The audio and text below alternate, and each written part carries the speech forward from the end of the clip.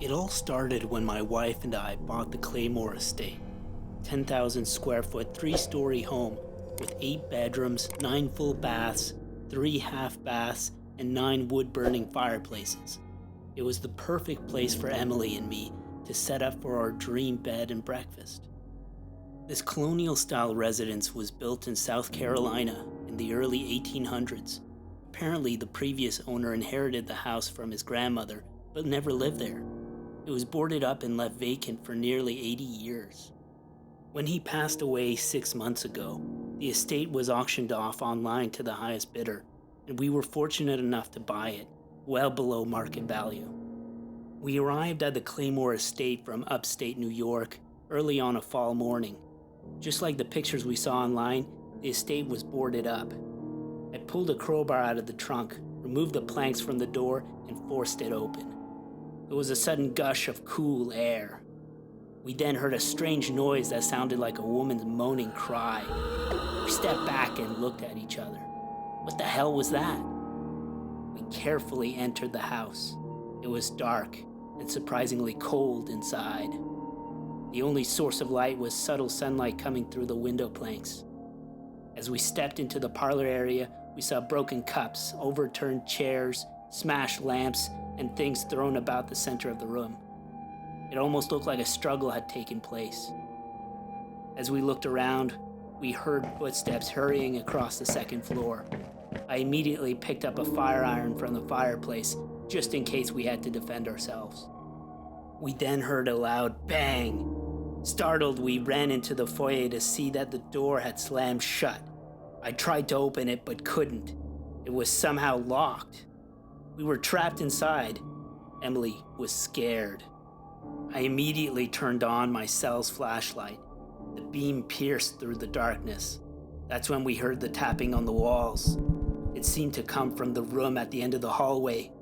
Nervous, we slowly made our way there and saw that it was the kitchen. We were scanning the room when Emily picked up an old newspaper from the kitchen table. The headline read, "Claymore heiress found dead." Reading the article, we found out that Violet Claymore had been violently killed in her bed in this house by the slave she had taken as a lover. The article went on to describe the woman as terribly cruel and vile. It also said that police believe she held her husband captive in the basement of the house before killing him and reporting him missing. It was then that we began to hear a faint, barely audible whisper circling around us. The temperature suddenly dropped.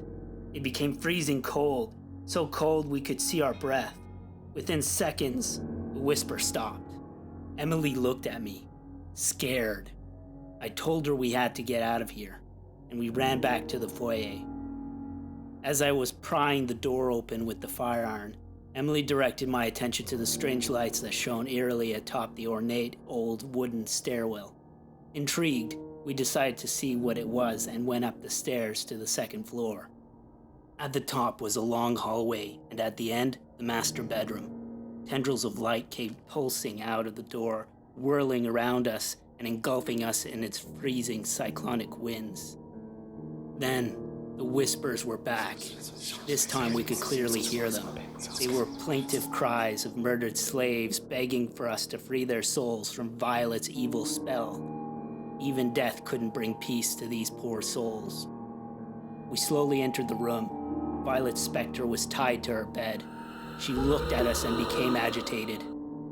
She begged for me to release her from the spell that bound her to the bed for all eternity, a spell cast by the lover who murdered her. She begged me to free her from her chains using the skeleton key on her nightstand. I looked at her and shook my head. Suddenly, there was a terrible earthquake so violent it threw us both to the ground.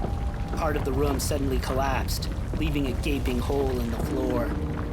Below, we could see the frozen hell where the souls of the murdered slaves were imprisoned, screaming, crying, and pleading for their release. I looked at Violet and told her to free the slaves, and in return I would release her. She closed her eyes and pronounced a dark spell. An incredibly loud thunder suddenly shook the house. The howling spirits of 100 slaves emerged from the frozen hell in a powerful jet of bright lights and entered a mysterious vortex that opened above the bed. With another thunderclap, the vortex disappeared along with the slaves. I grabbed the key and signaled to Emily that we were leaving. It was then that Violet screamed a dark spell which ripped Emily's soul from her body. Her lifeless corpse fell to the ground as her soul descended into the frozen hell. Tears of rage filled my eyes.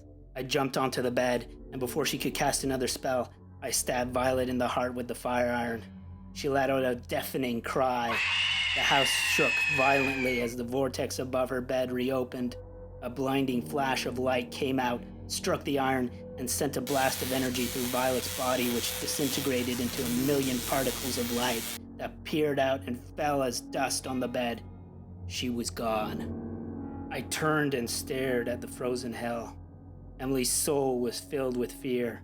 She was screaming for me to help her when a powerful jet of light pulled her towards the vortex.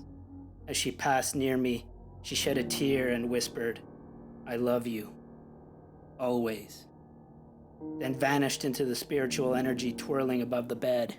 With a thunderous roar, the vortex disappeared. It suddenly became eerily dark and quiet. I heard an incoming rumble. The estate suddenly began to collapse. Debris was falling everywhere. I picked up Emily's body and carried her down the stairs as the house crumbled above our heads. I kicked open the door and ran outside as the Claymore estate vanished into the sinkhole that formed under the house. I fell to my knees, holding Emily's lifeless body firmly in my arms.